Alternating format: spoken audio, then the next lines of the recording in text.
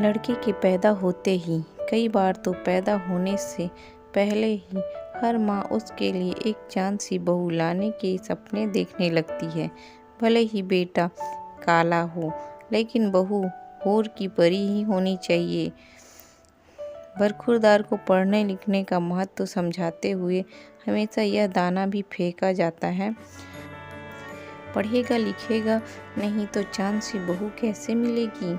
और जिस दिन जनाब यह ऐलान करते हैं कि उन्होंने अपने लिए चाँद का टुकड़ा तलाश लिया है, उस दिन तो माता श्री ऐसे एक तरह का ऐलाने जंग या बगावत ही समझती है। उन्हें लगता है कि उनकी पसंद के बगैर एक चप्पल तक न खरीदने वाला उनका भोला भाला बच्चा न जाने किसके जाल में फंसकर उसे अपने जीवन संगनी बना बैठा।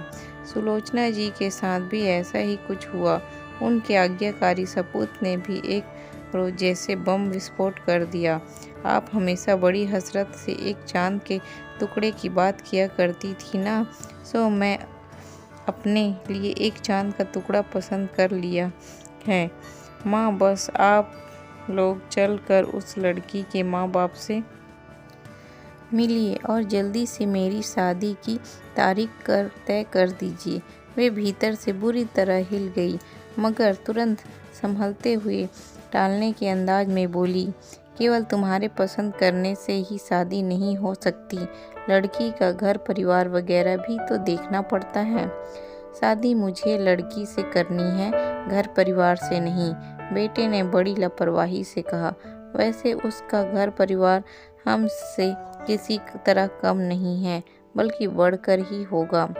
फिर तो यह शादी नहीं हो सकती, उन्होंने दृढ़ स्वर में कहा, क्योंकि ब्याह शादी हमेशा बराबर वाली में होती है। वह सब आपके ज़माने में होता होगा। आजकल जिसके साथ दिल दिमाग का संतुलन सही बैठे, शादी उसी से करते हैं। और मेरा तालमेल उस लड़की के साथ बिल्कुल बराबर बैठ रहा है, इसलिए मुझे तो शादी इसी से करनी है। मतलब तुम्हारे लिए हमारी यानी माँ बाप की पसंद कोई मायने नहीं रखती। वैसे पसंद तो जिनकी शादी होनी है सिर्फ उनकी ही मायने रखती है।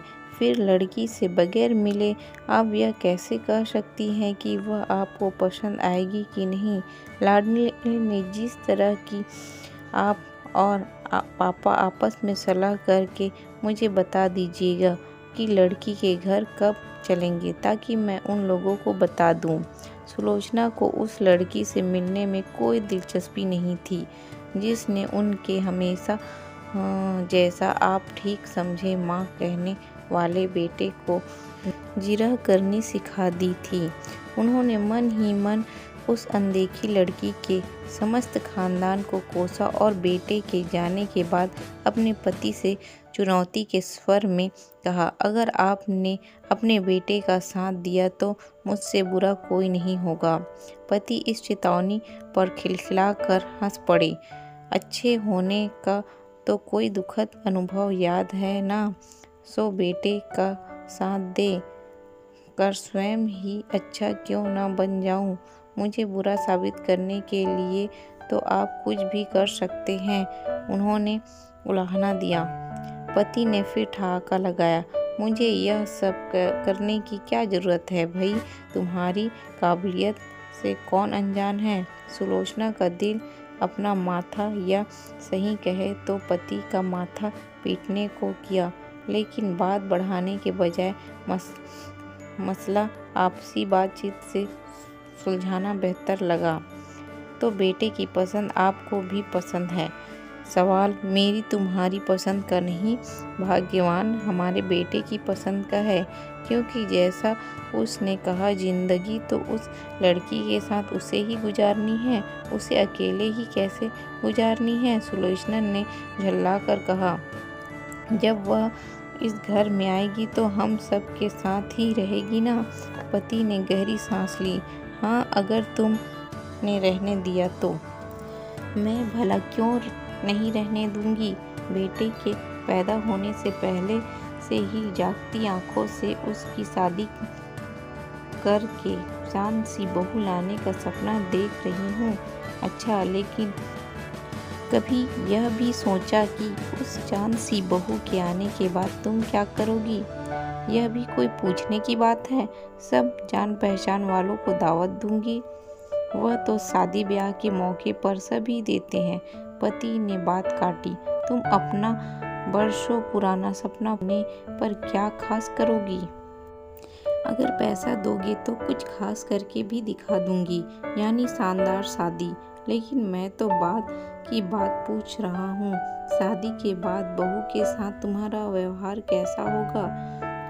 टिपिकल ठसकेदार सास वाला या आजकल की पढ़ी लिखी संवेदनशील और स्नेहशील सास वाला?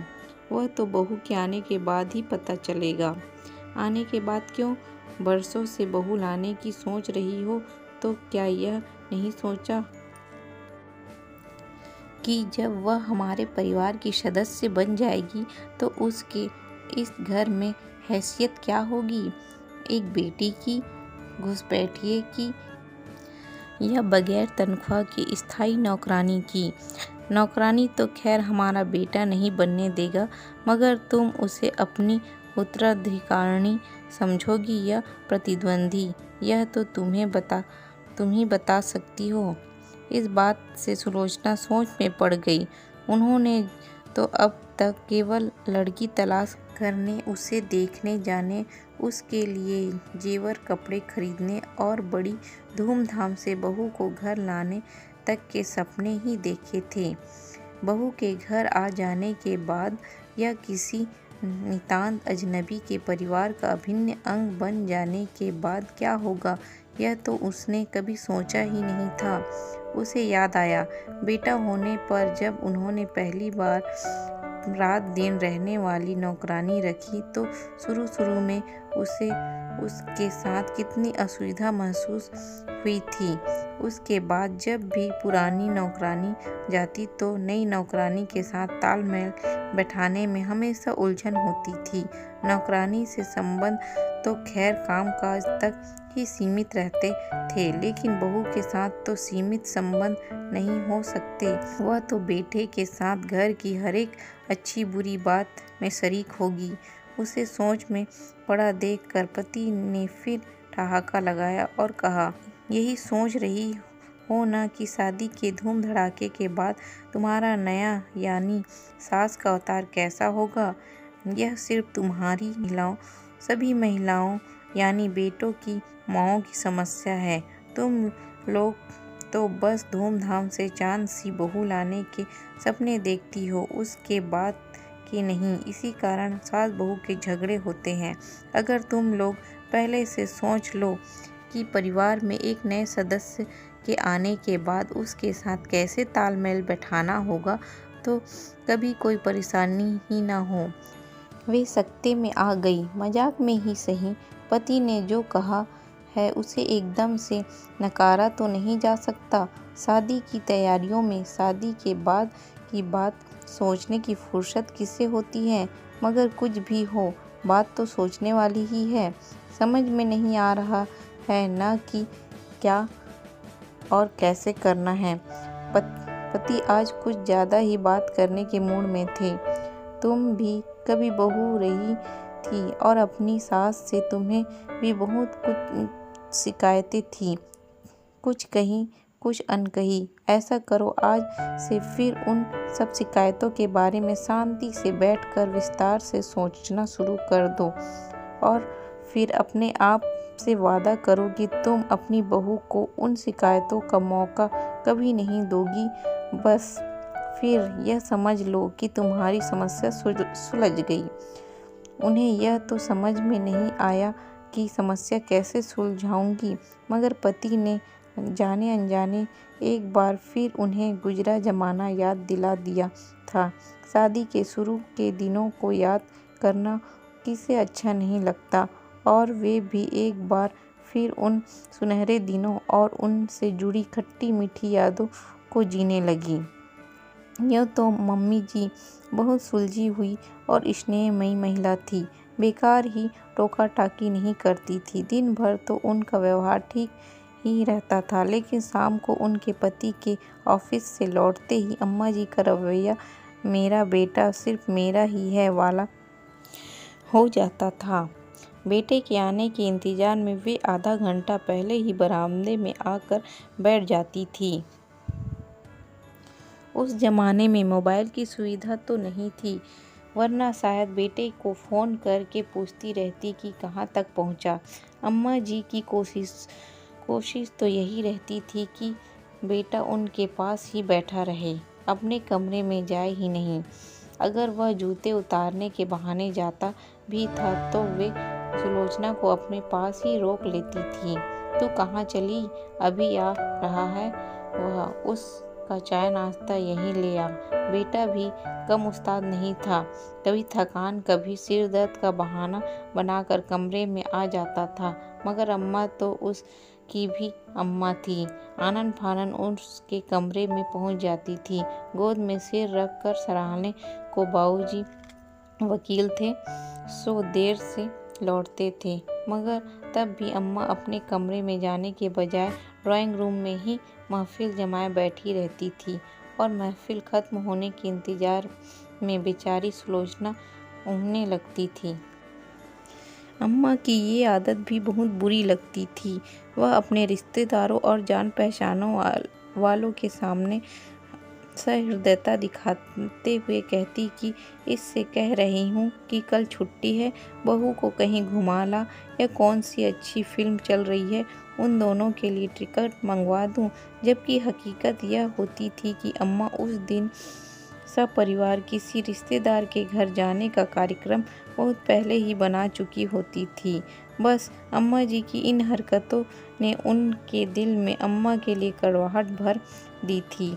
पति पर भी बहुत गुस्सा आता था जब वे अम्मा को बताते थे कि उनके अंडरवियर की लास्टिक ढीली हो गई है, खुद नहीं खरीद सकते थे क्या? इन सब बातों से ही परेशान होकर उन्होंने अपनी जीजा जी के रसूख से पति का तबादला दूसरे शहर में करवा लिया था। स्वतंत्रता किसे अच्छी नहीं लगती। पति भी नए परिवेश और अपनी गृहस्थी में इतने लिप्त हो गए थे कि तीज त्योहारों पर भी घर नहीं जाते थे। बाबूजी का तो वकालत छोड़कर आने का सवाल ही नहीं उठता था और अम्मा का बाबूजी को छोड़कर आने का। सो अब अम्मा का बेटा केवल उनका पति होकर ही रह गया था। सुलोचना ने उसी पल तय कर लिया कि वे अम्मा वाली हरकतें तो कभी नहीं दोहराएगी। फिर भी एकदम वर्चस्व तो छूटने से रहा। बेटे के चाय नाश्ते से लेकर उसके कपड़े लत्ते की जिम्मेदारी स्वेच्छा से बहू को सौंप देगी। लेकिन अगर वह इतने भी में संतुष्ट नहीं हुई तो वे फिर सोच में पड़ गई। फिर भी बेटे को पति बनाने में उसे इतना टाइम लगा, लेकिन आजकल की लड़कियां तो यह काम चुटकियों में कर लेगी, चाहे वह उनकी पसंद की हो या बेटे की। जब समझौता ही करना है तो फिर बेटे की पसंद से ही क्यों ना करें। समझौता होगा तो परस्पर बातचीत करने से ही, मगर बात क्या करनी होगी। वे फिर सोच में पड़ गई। कुछ देर के बाद एक बात सूझी। वे बहू से कहेगी, देखो बेटी, हम दोनों को महज एक बात याद रखनी है। मुझे ध्यान रखना है कि आज से मेरा बेटा सिर्फ मेरा बेटा ही नहीं, तुम्हारा पति भी है, और तुम्हें ख्याल रखना है कि वह तुम्हारा पति ही नहीं, मेरा बेटा भी है, यानी वह हम दोनों का ही है और बगैर एक दूसरे के जीवन में हस्तक्षेप किए भावनाओं को ठेस पहुंचाए हमें उसको खुश रखना है। इसी तरह यह घर भी हम दोनों का ही है और हमें भी इसे सुचारू रूप से चलाना है। उसमें भी कई मतभेद होंगे जिन्हें बगैर किसी के शिकायत किए हम आपस में ही बातचीत से सुलझा लेंगे। अब बस उन्हें स्वयं से प्रतिज्ञा करनी थी कि उन्होंने जो सोचा है वही वे कहे और करे भी। ताकि बरसों से जिस चांद के टुकड़े को घर लाने के सपने देख रही है, घर आने पर उसकी चमक कभी धूलित न हो, यानी कि उसे ग्रहण न लगे। दोस्तों, आपको मेरी ये कहानी कैसी लगी कमेंट करके ज़रूर बताएं, और आप मेरे चैनल में नए हो तो चैनल को सब्सक्राइब करें ताकि मैं आगे आपके लिए ऐसी ही मज़ेदार कहानियाँ लाती रहूं।